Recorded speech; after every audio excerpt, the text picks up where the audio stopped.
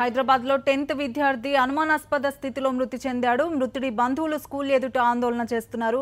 దీనిపై పూర్తి వివరాలు మా కరెస్పాండెంట్ వాసును అడిగి తెలుసుకుందాం. వాసు, విద్యార్థి మృతికి సంబంధించి డీటెయిల్స్ ఏంటి? బంధువులు స్కూల్ ఎదుట ఆందోళన చేస్తున్నట్టు తెలుస్తోంది, వివరాలేంటి?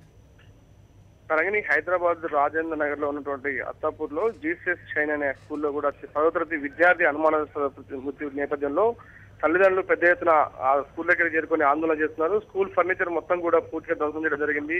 ఆ పోలీసులు కూడా పెద్ద ఎత్తున మోహరించారు. అయితే 10th క్లాస్ విద్యార్థి మహమ్మద్ అమీర్ నిన్న స్కూల్కి వెళ్ళిన నేపథ్యంలో కూడా వామిటింగ్ చేసుకుని అక్కడనే స్పృహ పడిపోవడం జరిగింది. ఆ తర్వాత పక్కన ఉన్న ప్రైవేట్ ఆసుపత్రి తరలించారు. పరిస్థితి విషమించడంతో కూడా ఉస్మానియాకి తరలించారు.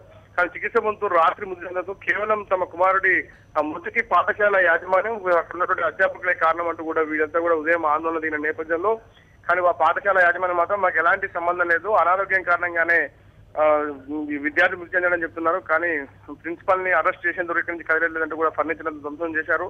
కొద్దిసేపటి క్రితమే రాజేంద్ర నగర్ పోలీసులు పాఠశాల ప్రిన్సిపల్ అనుభవిస్తున్న నేపథ్యంలో మొత్తం మీద అక్కడ ఉద్రిక్త పరిస్థితులు నెలకొన్నాయి. అక్కడ పెద్ద ఎత్తున కూడా బంధువులు మోహరించారు. కానీ విద్యార్థి ఆత్మహత్యకు సంబంధించి మరి కాసేపట్లో ఈ డెడ్ బాడీని ఉస్మానియా మార్చి తరలిశారు. ఆ తర్వాత మార్చిలో ఈ మృతి కారణాలు ఇంకా తెలవాల్సి ఉంది.